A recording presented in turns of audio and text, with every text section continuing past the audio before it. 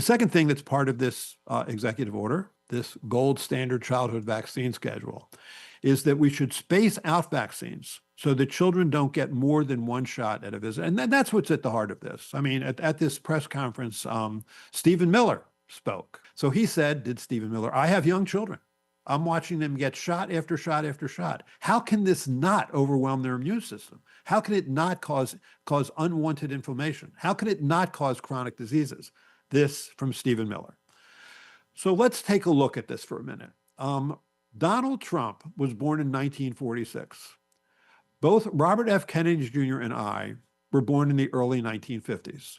What the three of us have in common is that we were all given two vaccines as children. We were given the smallpox vaccine, and we were given the diphtheria, tetanus, whole cell pertussis vaccine.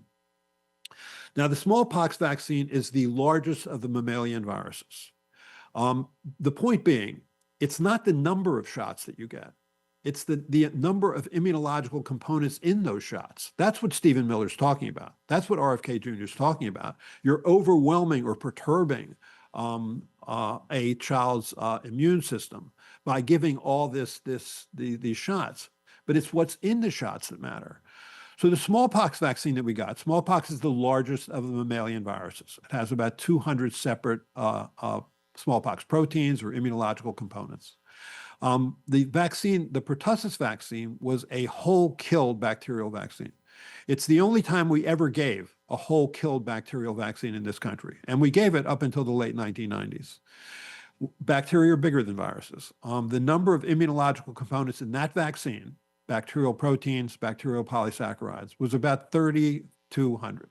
So between those two vaccines, both Robert F. Kennedy Jr., Donald Trump, and I got about 3,200 to 3,400 separate immunological components.